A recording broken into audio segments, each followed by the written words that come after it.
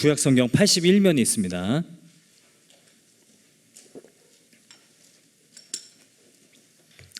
창세기 50장 19절부터 21절까지를 함께 교독하도록 하겠습니다. 창세기 50장 19절부터 21절까지 말씀을 함께 교독하고 21절은 같이 읽도록 하겠습니다. 요셉이 그들에게 이르되 두려워하지 마소서, 내가 하나님을 대신하리이까.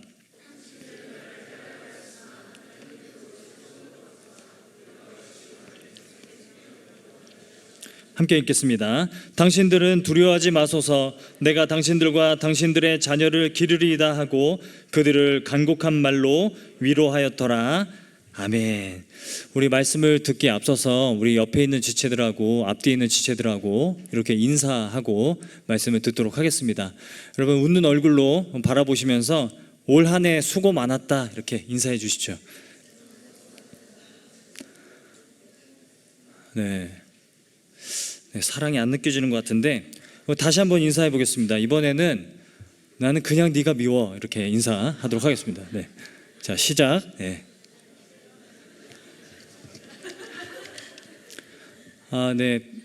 이렇게 달라지다니요. 네. 여러분, 2019년을 우리가 이제 얼마 남겨두고 있지 않습니다. 2019년을 돌아볼 때 올 한 해 어떠한 사건들이 있었는가를 좀 생각해 보면요, 많은 이제 신문사나 방송사에서 2019년 이제 10대 뉴스를 이렇게 선정하고 있는 걸로 알고 있는데요. 그런 10대 뉴스들을 이렇게 쭉 보게 되면은 2019년에는 가슴 아픈 일들이 참 많았습니다. 특히 이 살인 사건들이 굉장히 많았던 한 해이기도 합니다. 여러분 다 아시겠지만 화성 연쇄 살인 사건의 용의자가 이춘재로 밝혀진 그 사건이 있었죠. 무려 15명을 살인하고 30건의 성범죄를 자기가 일으켰다고 그렇게 자백했죠. 이런 사건이 있는가 하면 진주에서는 안인득 사건이라고 해서 아파트에 이제 불을 지르고 그 아파트에서 이제 뛰쳐나오는 사람들을 무참히 칼로 살해한 그 사건도 있었고요. 그리고 장대우 사건이라고 아십니까? 구로구의 그 모텔 투숙객을 무참하게 토막 살해해서 시체를 유기한 그 사건들도 있었다라는 거죠. 그리고 여러분, 그 고유정 사건이라고 해서 전 남편을 토막 살해하고 시체를 유기한 그 고유정 사건도 있습니다. 여러분, 이러한 사건들을 보면 우리는 두 가지 생각을 늘 하게 됩니다. 하나는 인간은 왜 이렇게 악한 존재일까라는 생각을 하게 됩니다. 인간의 죄악과 인간의 악은 왜 이렇게 점점 잔인해져 가는 걸까라는 생각을 하게 되는 거고요. 두 번째로는 하나님은 왜 이러한 악을 허용하시는가라는 질문을 우리가 끝없이 하게 된다는 거죠. 우리가 알고 있는 하나님은 선하신 하나님인데 그 선하신 하나님이 왜 이렇게 이 땅에 이 세상 가운데 악을 많이 허용하시는가라는 생각을 하게 된다라는 거예요. 그런데 우리의 마음을 더 가슴 아프게 하는 것은 이 악은, 이 죄악은 항상 우리보다 힘이 없는 비교적 약자들에게 피해를 입게 한다라는 사실 때문입니다. 늘 피해를 입고 상처를 입는 사람들은 약자입니다. 강한 사람보다는 약자가 모든 악의 피해자가 되더라라는 거죠. 저는 개인적으로 정말 마음을 먹먹하게 했던 사건이 있는데 그것이 무엇이냐면 설리 사망 사건입니다. SNS를 통해서 많은 사람들이 한 연예인을 죽음으로 몰고 간 그 사건이 저에게는 가장 가슴 아팠던 사건이었던 것 같아요. 여러분, SNS도 누군가는 좋은 선한 의도로 만든 거잖아요. 여러분, 인스타그램도 페이스북도 SNS도 다 선한 의도로 만든 건데 사람은 그 선한 의도로 만든 SNS를 악한 걸로 바꾸는 그런 존재다라는 것을 생각해 보게 된다라는 것이죠. 여러분, 하나님은 왜 이렇게 악을 허용하실까요? 이 질문은 너무나 오래전부터 무신론자들에 의해서 끊임없이 질문되어져 온 내용입니다. 여러분, 프리스턴 대학의 철학 교수인 월터 카우프만이라는 교수가 이런 말을 했어요. 하나님은 왜 악을 허용하시는가? 이 질문은 기독교가 여전히 대답하고 있지 못하는 가장 심각한 논리이고 가장 어려운 질문이다 라고까지 이야기를 했다라는 거죠. 무신론자의 논리들이 이겁니다.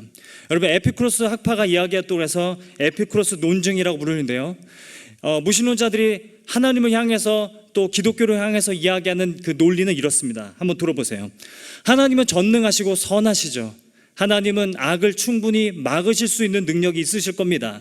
그리고 하나님은 선하시기 때문에 악을 미워하실 겁니다.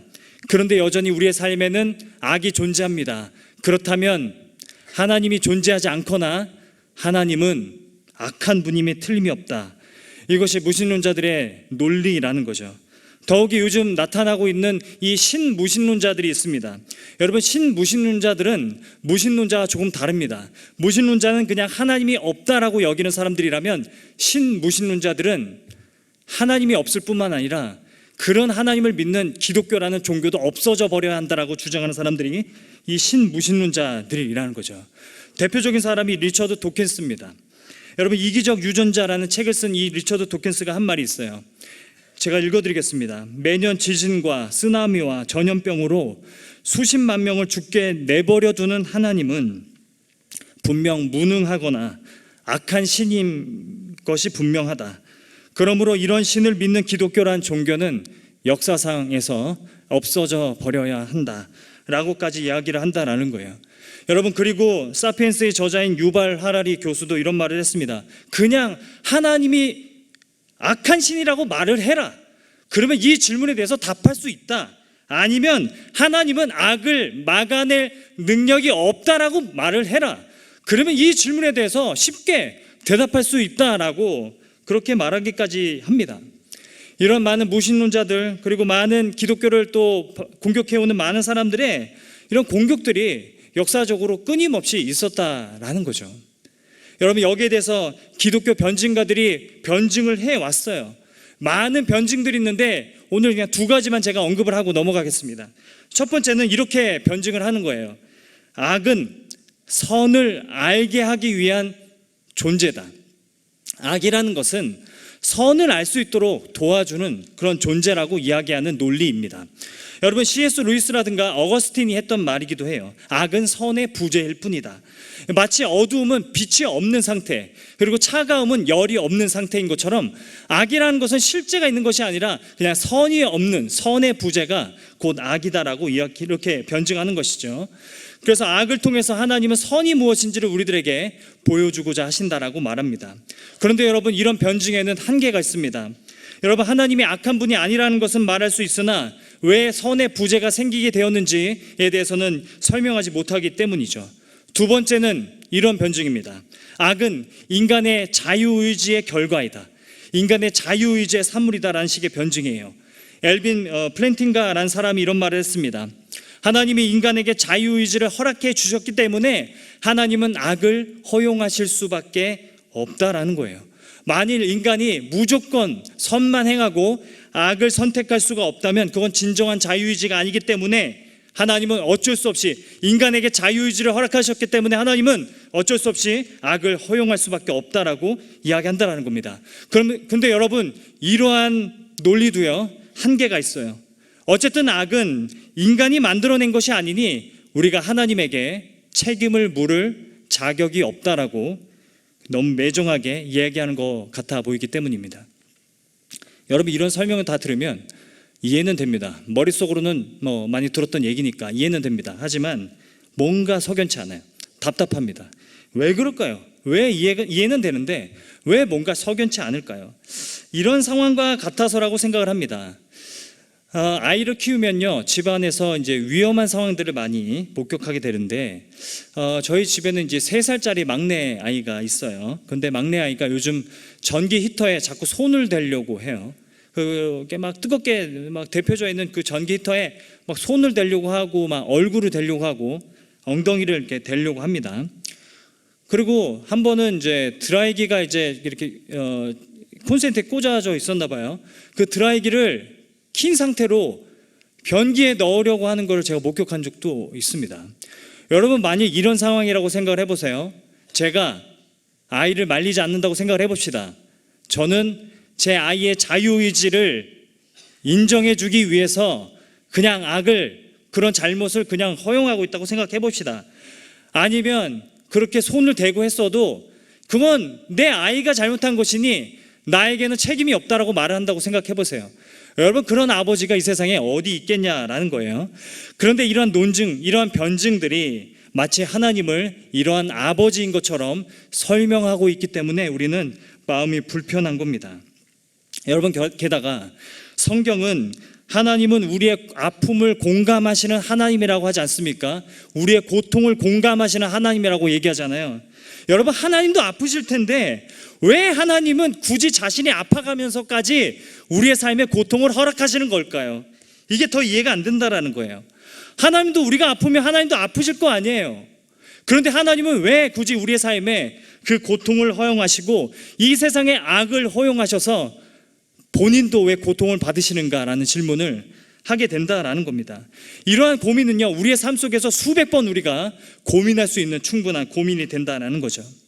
제가 얼마 전에 읽은 책 중에 이런 책이 있습니다. 복음이 울다라는 책이 있어요.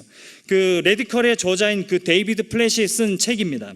그런데 이 책을 보면요, 이 데이비드 플랫 목사님이 자기 교인들을 데리고 히말라야로 이제 트레킹을 가요. 히말라야 산 등정을 하게 되는데, 히말라야 산 꼭대기에 그 산 속에 복음을 전혀 들어보지 못한 사람들이 살고 있다는 사실을 발견하게 됩니다. 그런데 그 사람들은 여전히 전염병 때문에 다 죽어가고 있고, 그리고 여전히 인신매매 때문에 고통을 받고 있다는 것을 보고 그가 돌아와서 쓴 책이 이 복음이 울다라는 책이에요. 그가 말합니다. 복음이 우리에게 어떠한 영향을 주고 있는가, 우리가 무엇을 바꿔야 하는가, 어떤 마음의 돌이킴이 있어야 되는가를 다시 한번 끊임없이 묻고 있다라는 거죠. 저도 올해 인도네시아 선교를 다녀왔는데, 여러분, 인도네시아는 여러분 아시다시피 17,500개의 섬이 있다고 합니다. 여러분, 인도네시아에 17,500개의 섬이 있는데요, 정부가 다 섬을 다 관리하지 못하고 어떤 섬들은 버려지고 있다라고 해요. 관리가 안 된다라는 거죠. 우리는 그 버려져 있다라고 생각하고 여겨지고 있는 그 섬 중에 하나인 깐풍뜨아라는 섬에 선교팀이 갔었습니다. 그곳에서 날리스라는 여자아이를 우리가 만났어요. 그 여자아이가 얼마나 큰 고통을 받고 있고 그리고 얼마나 어려움을 받고 있는지를 선교 삶을 통해서 우리가 다 듣고 왔어요. 중국인 부호들이, 중국인 부자들이 그 섬에, 버려진 섬에 마음껏 들어와서 온갖 못된 짓을 하고 그렇게 다닌다라는 얘기를 들었다라는 거죠. 여러분, 그런 생각은 안 했겠습니까? 하나님은 왜 우리에게 고통을 허락하시는가? 이 고통을 보면 우리가 아픈 것처럼 하나님도 아프실 텐데 이 세상에 왜 악을 허용하시고 이 고통을 허락하시는가 하는 생각을 하게 된다라는 겁니다. 하나님은 굳이 왜 이렇게까지 고통스러워 하시는지에 막지 않으실까라는 생각을 하게 된다라는 거고, 왜 가만히 계시는가라는 생각을 하게 된다라는 거예요. 그래서 이런 생각을 한참 하게 되면 때로는 하나님이 안 계신 것 같고 하나님이 없는 것 같아서 그것이 더 우리들을 고통스럽게 만든다라는 겁니다. 어떠한 변증을 들어도, 어떤 기독교적인 설명을 들어도 답답합니다. 석연치 않아요. 뭔가 답답한 이유가 뭘까요? 왜 석연치 않은 이유가 뭘까요? 어떤 변증을 들어도 왜 우리는 답답한 걸까요? 그 이유는 이것입니다. 여러분, 모든 질문에는 이성적인 의문과 함께 감정적인 의문이 혼재되어 있기 때문이라는 거죠. 우리가 하는 모든 질문은요, 다 완전히 이성적인 질문일 수가 없습니다. 때로는 감정적인 의문이 포함되어 있다라는 거예요. 예를 들어 보겠습니다. 제가 요즘 아내에게 가장 많이 듣고 있는 의문 또는 질문은 이것입니다. 왜 옷을 아무데나 벗어나요? 여러분, 이 질문은 논리적인 이유를 묻고 있거나 이성적인 이유를 묻고 있는 게 아닙니다. 감정적인 이유를 묻고 있는 질문이라는 거예요. 왜 옷을 냉장고 옆에 놔두었는지 논리적인 이유가 궁금합니다. 또는 양말을 왜 식탁 위에 올려놨는지 그 이성적인 이유가 궁금합니다라는 질문이 아니라는 거예요. 그거 공간이 있어서요. 이렇게 이성적으로 대답했다가는 똑같은 질문을 이제 밤새 들을 수 있다는 거죠. 왜 거기다 놨어? 왜 거기다 놨어요? 왜 그렇게 했어? 이제 밤새 이제 그런 얘기를 들을 수 있다는 거죠. 여러분, 이성적인 의문을 갖고 질문하는 것이 아니라 감정적인 의문을 갖고 질문하는 것이기 때문에 그렇다는 거예요. 여러분, 비슷한 예를 한 번 더 드리겠습니다. 지난주에 송기수 목사님이 설교를 하시면서 저와 있었던 대화를 언급을 하셨어요.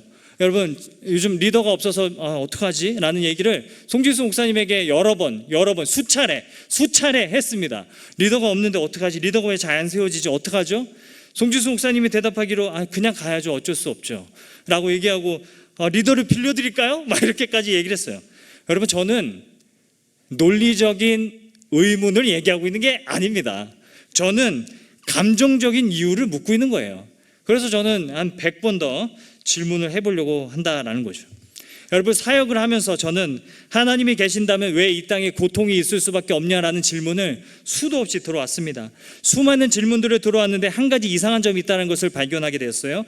그것이 무엇이냐면, 사람들은 자기 주변의 사람들이 고통을 받는 모습을 보면서 하나님을 원망합니다. 의문을 갖습니다. 주변 사람들 또는 내가 고통을 받을 때 하나님은 왜 이러한 악을 허용하시는가, 하나님에게 상처를 받거나 하나님을 원망하는 일이 굉장히 많아요. 그런데 정말 이상한 게 하나가 있어요. 뭐냐면, 한 사람도 저에게 와서 어떻게 하나님의 아들이 그런 고난을 받을 수 있습니까? 라고 생각하며 하나님을 원망하는 사람은 없다라는 거예요.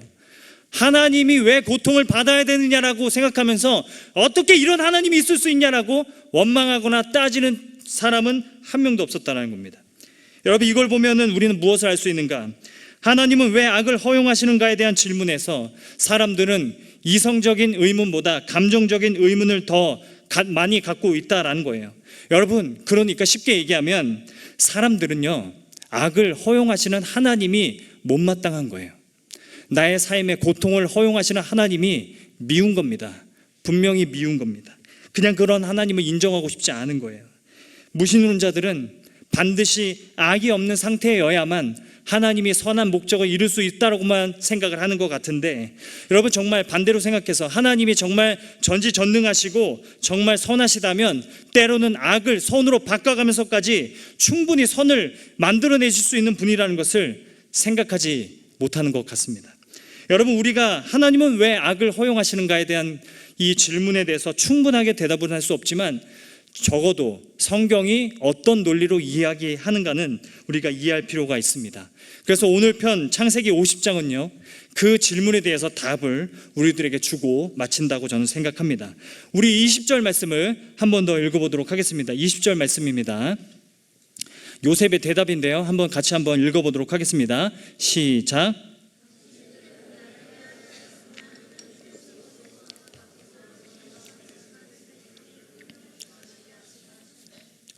요셉의 대답이 이것입니다. 하나님은 왜 악을 허용하셨는가?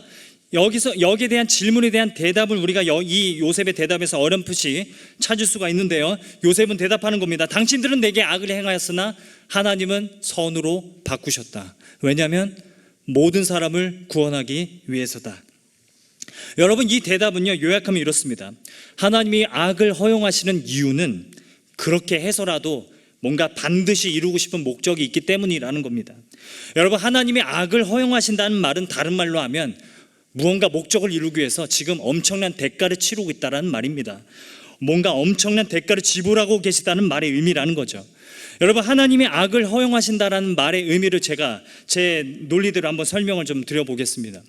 저는 일주일 동안 모든 일들 중에서 가장 방해받지 않고 가장 집중해서 해야 한다라고 생각하는 그 작업이 무엇이냐면 이 설교 준비입니다. 저는 일주일 동안 이 설교 준비만큼은 정말 집중해서 정말 공을 들여서 해야 한다고 생각을 하고 있어요. 가장 중요하다고 여기고 있는 게 이 설교 준비라는 거죠. 그런데 이 설교 준비를 보통 이제 집에서 합니다. 토요일 저녁에 집에서 하게 되는데, 집에 이제 아이가 한 명일 때는 그냥 아내에게 그냥 맡기고 밖에 나가서 이제 카페에 가가지고 차 한 잔 시켜놓고 되게 우아하게 그렇게 설교 준비를 할 수가 있었어요. 그러다가 막 청년들도 만나기도 하고 막 그런 적도 많았었던 것 같아요. 그런데 아이가 이제 3시 됐어요. 그러니까 이제 나갈 수가 없는 거예요. 나 잠깐 설교 준비 좀 하고 올게 라는 말을 할 수가 없는 거죠. 그러면 또 감정적인 그 의문에 대한 질문을 들을 테니까요. 그래서 저는 집에서 합니다. 집에서 설교 준비를 하는데, 여러분, 이게 장난이 아니에요. 이게 집에서 애들 3명이 있는데 8살, 6살, 3살 애들 3명이 있는데 설교 준비를 한다는 게 보통 이게 쉬운 일이 아니라는 생각을 하게 됐어요. 근데 저는 그래도 집에서 합니다. 제 목적은 방해받지 않고 완벽하게 설교문을 완성하는 게 목적이 아니라 어떻게든 그래도 아이들과 함께 있고 싶고, 그리고 가족들과 함께 하면서까지 설교 준비를 하고 싶은 목적이 있어서 그런 거라는 거죠. 그래서 정말 방문을 닫고 이제 막 설교 준비를 막 하면은 막 지금 밖에서 막 소리가 막 들려요. 그래서 어제는 막 싸우고 막, 그리고 막 애들 들어와서 기차 들어가 달라고 그러고, 막 방문 안 열어주니까 막 창문으로 막 들어오려고 그러고, 막, 그리고 거실에서 막 칸타타 연습한다고 막 계속 징글벨 하는데 막 저도 따라 부르고 있고, 아 이러면 안 돼, 이러면 안 돼, 다 집중해야 돼 막 이러면 또 막 싸우고, 막 아이들 목소리보다 엄마 목소리가 더 크게 들리면서 조용히 해, 좀 제발, 아빠 설교 준비 못해서 담임 목사님한테 혼나면 어떡해, 막 이런 소리가 막 들리고, 그러면은 또 제가 그런 얘기를 애들한테 하지 마, 그리고 다시 문 닫고 다시 또 설교 준비를 막 하면은 집중이 안 되는 거예요. 그러고 있는데 조용한 겁니다. 왜 이렇게 조용하지? 또 막 신경이 막 쓰여요. 그러고 있는데 똑똑똑 둘째 녀석이 와가지고 똑똑똑, 아빠 저 잠시 들어가도 되나요? 막 이래요. 막 그러면 또 막 문 열어주고, 왜? 그러면 기차 다시 그려주세요. 그럼 또 기차 그려주고 다시 보내고, 또 설교 준비하려고 하면 진짜 기차만 떠오르고, 막 이런 이제 상황이 계속 된다라는 거죠.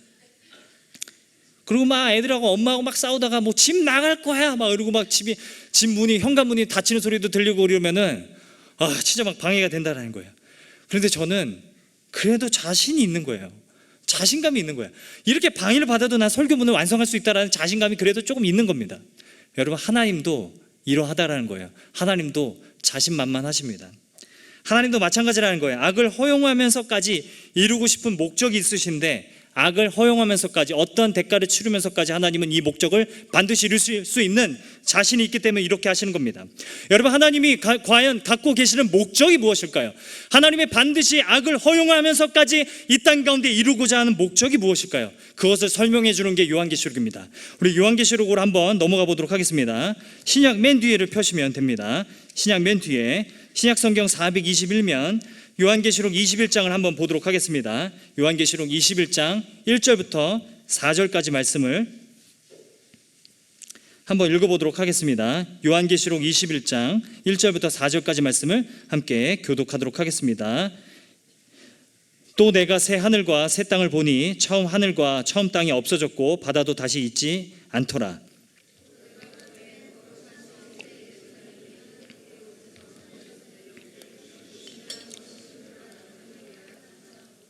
내가 들으니 보좌에서 큰 음성이 나서 이르되, 보라, 하나님의 장막이 사람들과 함께 있음에 하나님이 그들과 함께 계시리니 그들은 하나님의 백성이 되고 하나님은 친히 그들과 함께 계셔서 물을 그 눈에서 닦아주시니 다시는 사망이 없고 애통하는 것이나 곡하는 것이나 아픈 것이 다시 있지 아니하리니 처음 것들이 다 지나갔음이러라.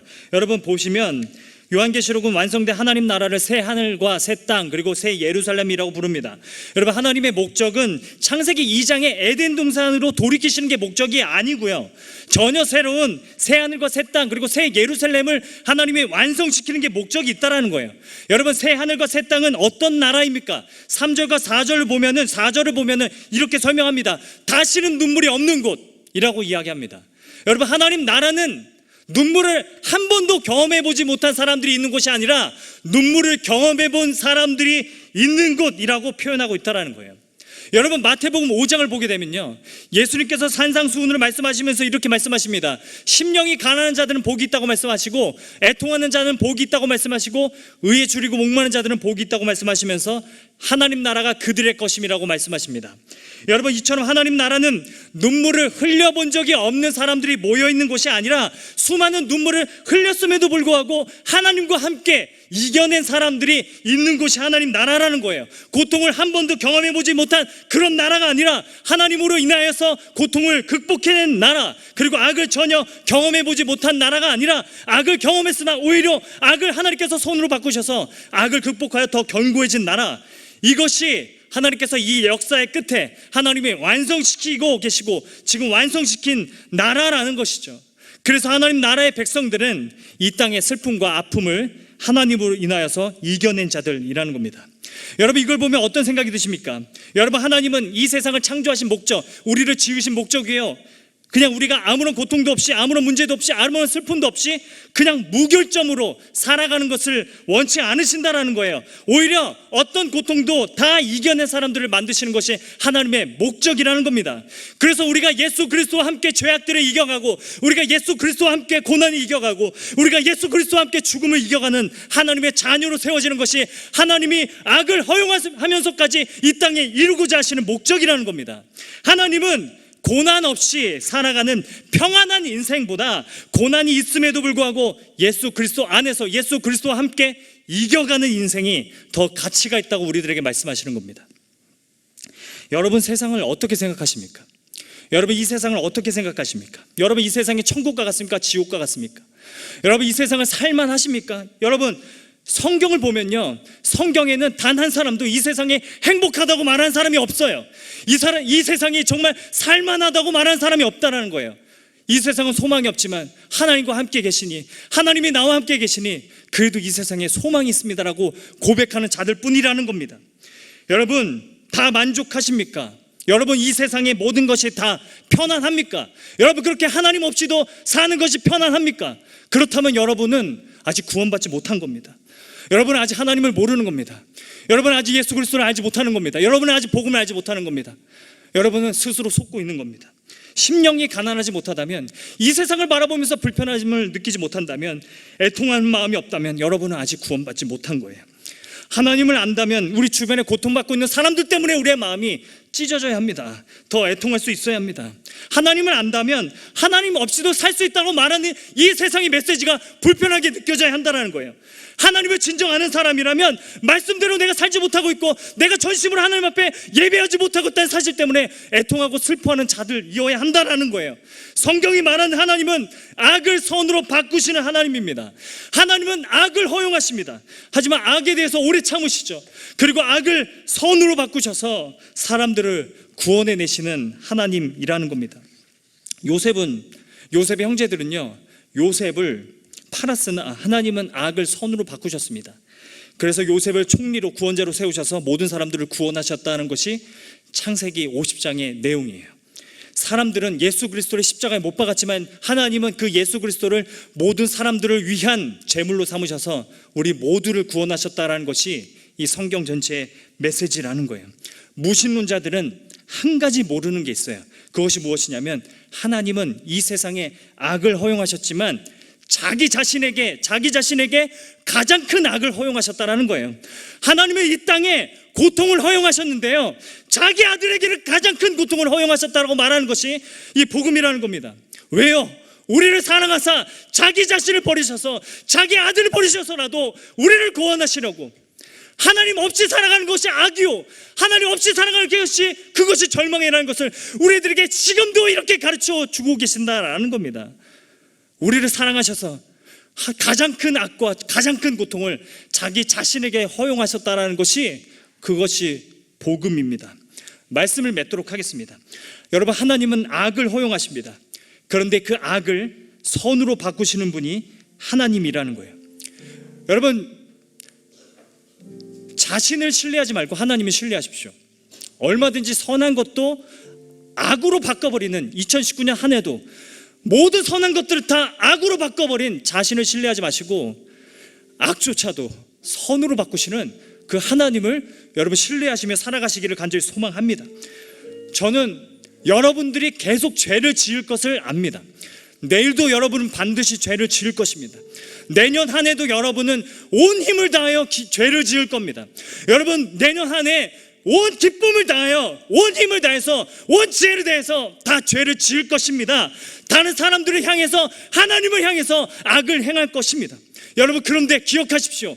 하나님은 더 큰 능력으로, 더 큰 지혜로 우리의 악을 선으로 바꿔주실 하나님이시라는 겁니다.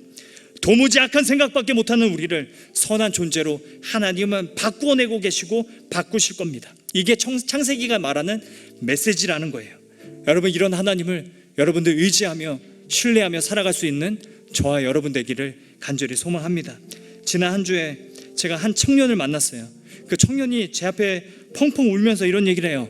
올 한 해를 돌이켜보면 사랑하는 사람도 잃었고, 사랑하는 사람도 하나님 앞에 먼저 보냈고, 큰 수술도 받았고, 집도 너무 부채가 많고 너무 힘들고 하나님이 없는 것 같아요. 정말 하나님이 없는 것 같아요. 제가 울고 있는 그 지체에게 정말 처음에는 아무 말 못했습니다. 그러다가 제가 어렵게 이 말을 꺼냈습니다. 하나님은 지금 우리에게 고통의 부재를 경험하게 하시는 것이 아니라 하나님의 부재를 경험하게 하신다. 왜냐하면 이 고통스러운 세상 가운데 하나님만이 유일한 소망이라는 것을 깨닫게 하시기 위해서. 그런데 곧 고통은 없고 하나님만 존재하는 그런 세상이 온다라고 얘기를 해줬습니다.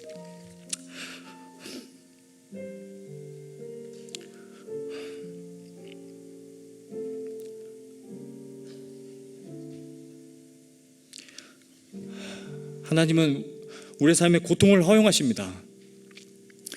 고난을 허용하시고 악을 허용하십니다. 그런데 그게 우리를 사랑하지 않아서가 아니라 우리를 사랑하시기 때문에 그 고통을 허용하신다고 말씀합니다. 2019년을 돌아보면 정말 많은 분들이, 많은 지체들이 너무 힘들었어요. 제 마음도 이렇게 아픈데 하나님은 얼마나 아프실까 하는 생각을 하게 된다는 거예요. 여러분 기억해 주시기 바라요.